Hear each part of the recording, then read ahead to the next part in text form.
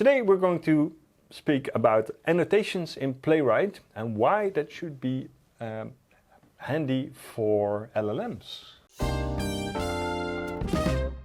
Hi, I'm Bram. I'm Christian. Hey Christian. Today I wanted to show you how we can annotate tests in Playwright. Okay. Because I was inspired by all the nodes and relations between nodes, the edges that you showed me last time. So I thought, how can we tie tests together and make a graph, maybe a graph solution for all my tests. So I dove into the documentation, and Playwright has a few options for us that we can use. So, for example, I have a test which is pretty straightforward. It goes to our website. It clicks on a label and then it asserts something. You see the green question, the green mark. So I tried it already, and it passes. So, but this isn't the point. I want to be able to say something about this test in a broader context. Mm-hmm. So therefore, we could use the test name, which is should be better, smarter, mm-hmm. And this is something that that you can see in the report. But Playwright also has something that is called tags. Okay. So what does that do? What does it do? Well, it does a couple of things. So the reason why they have it is that you can run this test only. For example, it's still showing in my screen, but if I clear this and I have this command, what this says is like that. npx playwright test is run the playwright tests and only grab, which is a Unix command which says filter out, or that's the effect, and then add first. And if you notice, the add first is also the tag that I have. Yeah. So what this does is it only runs the tests with this tag, which is convenient, but a little bit, it might, on first sight, it might be a little bit silly. Why would you want to do this? Well, imagine that it's not tagged as first, but something like this is my my first test, or this is my login test, or this is my menu test, or whatever you want to call it. Mm-hmm. So you can group logic or flows or areas, functionality of your system under test by adding tags. Okay, and you can add multiple tags. You can add multiple tags. Okay. Good question. I'm going to skip ahead. I can define an array with more than one tag. Oh, okay, cool.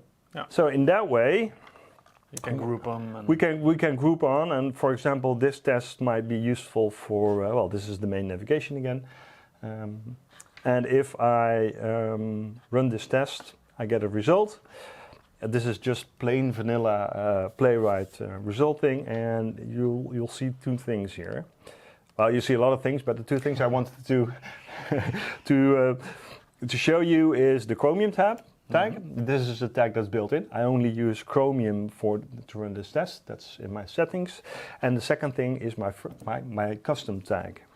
Okay. I can click on it and whatever. So I can add context to my results. Oh, okay. Yeah, sure. And like you showed me before, if we can parse this file, for example, this is just a file on my system. If we can parse this, if we can extract from this with local LLMs or with command line, we can output it in somewhere else, and then we can use it in the graph database. Cool. So in that way, I can group all my tests together in a way that is maybe not obvious right now, but could be in the future. So and then you ask, well, why would you? Maybe you have 100 tests for your website, so why would you want to do this? Can't you just remember them all? So, but then, if we do the same thing with, for example, specifications, we can link them together on these keywords. Sure. And then with your LLM magic, we can query them maybe with natural language. So cool. that's use case. Playwright does smart things with this. Like I said, I think it's primarily intended to run just as a group of tests, but be creative with other uses. Yeah. Then there's another thing. You can use to create context about your tests and group them and then filter out and all this kind of stuff. So kind of, yeah. Yeah. A lot of possibilities just by adding tags. Yeah, and you can be really smart about it. So if you tie this into your solution, if you have multiple endpoints, for example, and multiple REST endpoints, and one is for this service and one is for that service, just add tags.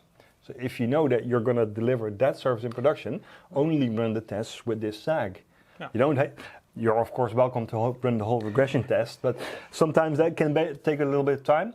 So in this way, you can get faster results for the area you're especially interested in. Yeah. Don't only do this, but yeah. you can use it like that. So and Playwright has nifty. Just read the documentation. There's a lot of ways to just pinpoint what you want.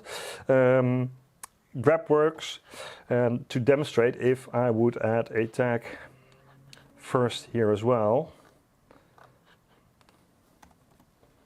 and save it, and if I just run it again, we just saw one test and now it should do two. Right, there we go, 1, 2, and then it shows me the report, Chromium first, still works. The other way around works as well. There's an invert. Well, it will run. It's not the first. Not the first, and everything else. And then there's one way up, because besides tags, we have annotations. Again, it's in an array format, and I can do a type and a description. So key value, and I can put anything in there I want. Cool. So if tags would be nodes, for example, then annotations could be your edges. Right. So this test has to do something with type, I don't know, user flow, or type menu, and then the description is values or navigation or whatever you would like. Yeah. And then with tags and annotations, if we misuse them a little bit, because it's probably not intended for this, it's probably intended for reporting, we can do clever things. Yeah, it's misuse. Like a tag is like metadata, right? And the way you use that metadata, I'm not sure is that misuse or just using. Just using, yeah, use in a smart way. So if I run all my tests, you can see that it specifies test files. Well, don't mind the names. Annotation and more annotation isn't really smart. Don't name your tests like this, folks. Just, but this demonstrates how we can pinpoint or specifically run the test that we want. Yeah. And we can use it in reporting, of course, but then we can also try to tie it in with all kind of other smart stuff that we have. So this was a little trick I wanted to show you. Yeah, cool. I was inspired by your previous talks, so I thought, how can we make use of this? Well, this is what we came up with, and I'm interested to see if we can tie this together and make some smart thing out of it. Sure we can. I'm sure we can, and if we do so, then I think it's time for another video. We'll show you guys. So, cool. Little tidbit. It's a shorter one this time, but to be continued. Thank you for now. Thank you. Thank you. Thank you. Bye.